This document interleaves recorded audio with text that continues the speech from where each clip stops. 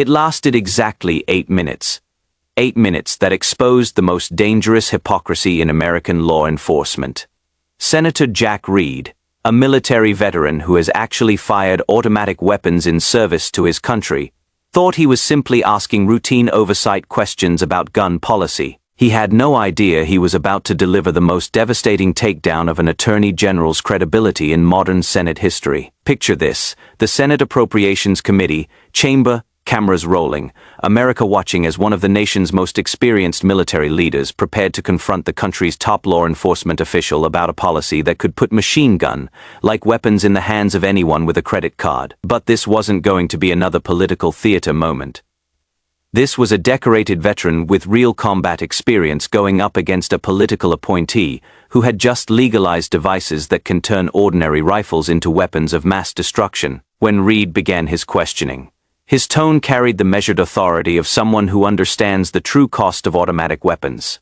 What he was about to reveal would shatter any remaining illusion that the Trump Justice Department cared more about public safety than political loyalty to the gun lobby. On May 16th, the Department of Justice announced that it dropped litigation to enforce the law against forced reset triggers.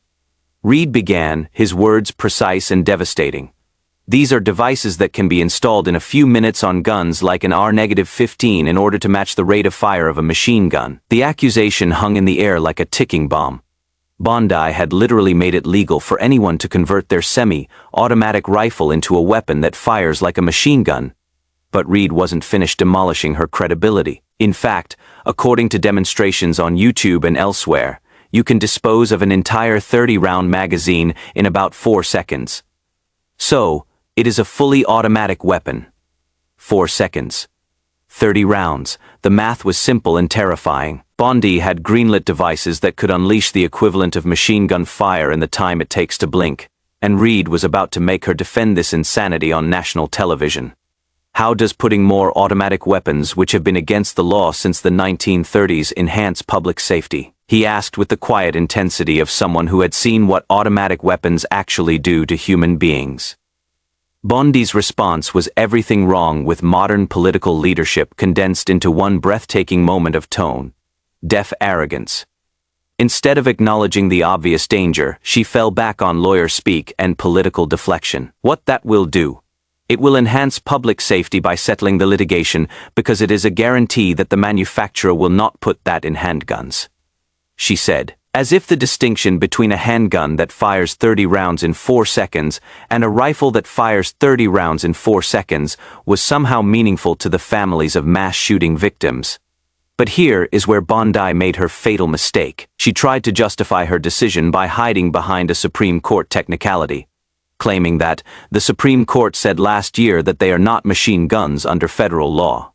Reed, with the calm authority of someone who actually knows what machine guns do, wasn't having any of it. What came next was one of the most devastating exchanges in congressional oversight history. "Have you ever fired an automatic weapon?" Reed asked. "I have," Bondi replied, apparently thinking this somehow helped her case. "Well, you understand then that that is a device that was designed to kill people. It is not a hunting rifle. It is not a target rifle. It is mass fire. And you made a compromise saying, well, don't put them in pistols, but you can go ahead and put them in automatic weapons."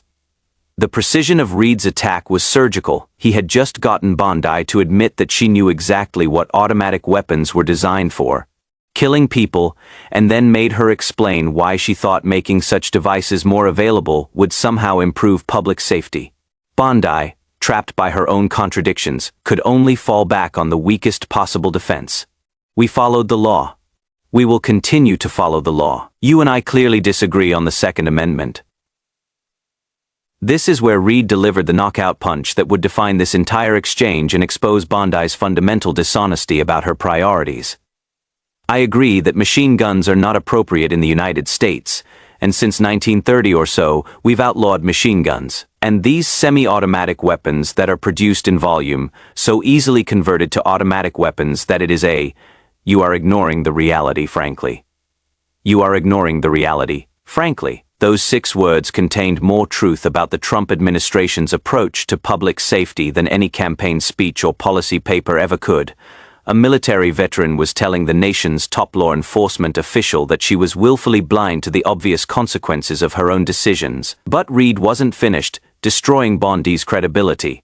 Having exposed her hypocrisy on gun policy, he pivoted to reveal an equally damaging contradiction about border security. The issue Trump's team claimed was their top priority. "What are we doing to stop American weapons going to Mexico to arm their gangs?" Reid asked, shifting to the international implications of American gun policy. Bondi's response was predictably evasive. "We are arresting people who have illegal firearms in our country. We're not sending people back to Mexico with guns. We're throwing them in our jails." Reid cut through this deflection like a knife through butter. "You are allowing them to be purchased in the United States and driven across the border. Most of these gangs have completely turned themselves into military organizations because they're using American weapons, American technology." The truth Reid was exposing was devastating for the Trump administration's entire narrative. While they claimed to be tough on border security, they were simultaneously making it easier for criminal organizations to acquire military-grade weapons that could then be trafficked across that same border. Bondi, desperate to change the subject, fell back on the administration's standard playbook. Blame everything on the previous administration. That was the policy of the last 4 years of the Biden administration with open borders. But Reid wasn't letting her escape that easily. He pressed her again. "What are you doing to stop the flow of weapons into Mexico?" Bondi's response was a masterclass in political spin disguised as tough law enforcement. "Our borders are closed. We are arresting illegal cartels. ATF has seized over 14,600 guns since Donald Trump has been president. That is a 33% increase from the last administration." This is where Reid delivered his second devastating blow, exposing the fundamental contradiction at the heart of the Trump administration's border security claims. If the borders are closed, why do we have a division headquarters of the United States Army at Fort Huachuca and military elements across the board when the borders are closed, and Border Patrol can handle it? The question was brilliant in its simplicity. If the border was really secure, why did they need an entire Army division stationed there? Reid, with his military background, knew exactly what having that much military presence meant. The situation was far from under control. Bondi's response was embarrassingly weak. As former military, I would think you would know the answer to that. To keep Americans safe, Reid's comeback was brutal. "No, I think it is to promote the president's policies in the border, and the readiness of our forces is suffering as a result." In one exchange, Reid had exposed the entire Trump border security narrative as political theater. The Army wasn't at the border because it was secure. They were there because it wasn't. And their deployment was weakening overall military readiness for purely political purposes. What made this confrontation so devastating was the credibility gap between the two participants. On one side, you had Jack Reid, a military veteran who had served his country, understood weapons, and knew what real security looked like. On the other side, you had Pam Bondi, a political appointee whose primary qualification seemed to be loyalty to Trump rather than competence in law enforcement. When Reid said, "You are ignoring the reality," he wasn't just criticizing a policy position, he was indicting an entire approach to governance that prioritized political spin over public safety, that valued loyalty to special interests over protection of American lives. The forced reset trigger issue perfectly encapsulated this backwards approach. For decades, automatic weapons had been banned because everyone understood they were designed for one purpose: killing large numbers of people quickly. The 1930s ban wasn't some liberal conspiracy. It was common sense policy supported by both parties. But the Trump Justice Department, under pressure from gun manufacturers and lobby groups, found a way to circumvent that ban through legal technicalities. They couldn't make actual machine guns legal, so they legalized devices that accomplished the same thing, turning semi-automatic rifles into weapons that could fire 30 rounds in 4 seconds. Bondi's defense that this somehow enhanced public safety because the devices couldn't be used in handguns was so absurd that even she seemed embarrassed making it, as if mass shooters cared whether their weapon of choice was technically classified as a handgun or rifle. The border security contradiction was equally revealing.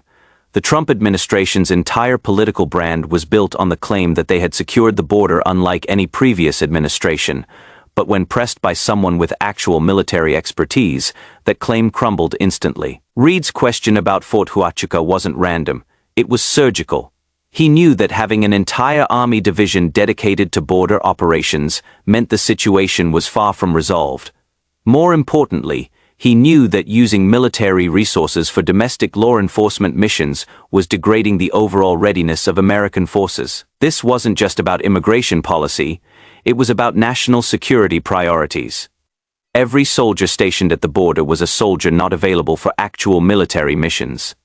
Every resource devoted to political theater was a resource not available for legitimate defense needs. What Bondi couldn't explain was why, if the border was truly secure, they needed such massive military deployment. Her weak answer about keeping Americans safe only highlighted how hollow the administration's security claims really were. The international implications were equally damaging. Reed's questions about American weapons flowing to Mexican cartels exposed another fundamental contradiction in Trump administration policy. While claiming to be tough on crime and border security, they were simultaneously making it easier for criminal organizations to acquire military-grade weapons. The forced reset trigger decision wasn't just about domestic gun policy. It was about international arms trafficking. Every device that could convert a rifle into a machine gun equivalent was a device that could end up in the hands of cartels, making them more dangerous and harder for both American and Mexican law enforcement to combat. Bondi's claim that they were seizing more weapons than the previous administration missed the point entirely.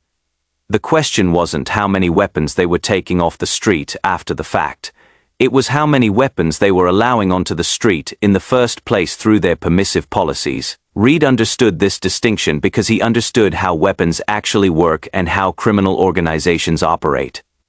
Bondi's focus on seizure statistics was like a fire department bragging about how many fires they put out while simultaneously loosening fire safety regulations. The broader pattern Reed exposed was one of an administration that talked tough but governed weak.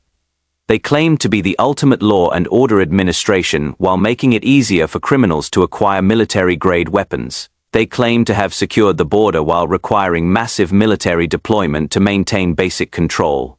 Most damaging of all, when confronted with these contradictions by someone with real expertise, their top officials could only offer legal technicalities, blame games, and statistical manipulation rather than honest policy defenses. Reed's "you are ignoring the reality" moment captured this perfectly. It wasn't just that Bondi disagreed with his policy preferences, it was that she was willfully blind to the obvious consequences of her own decisions. She was choosing political convenience over public safety, lobby pressure over law enforcement effectiveness. The exchange also highlighted the importance of having people with real-world experience in positions of oversight. Reed's military background gave him the credibility and knowledge to cut through Bondi's spin in a way that purely political figures couldn't match. He knew what automatic weapons really did, he knew what border security actually required, and he knew when he was being fed nonsense. This wasn't about partisan politics, it was about competence versus incompetence, experience versus inexperience, reality versus fantasy. And in that battle, Reed's military service and policy expertise made Bondi look like exactly what she was, a political appointee out of her depth, trying to defend indefensible policies. The lasting impact of this exchange extended far beyond the immediate political damage to Bondi's credibility. It exposed the dangerous gap between the Trump administration's tough on crime rhetoric and their actual policies that often made America less safe rather than more secure. 8 minutes that changed the conversation about gun policy and border security. 8 minutes that showed what real oversight looks like when conducted by someone with both the expertise to ask the right questions and the courage to demand honest answers. 8 minutes that proved, once and for all, that when military experience meets political spin, the truth always wins.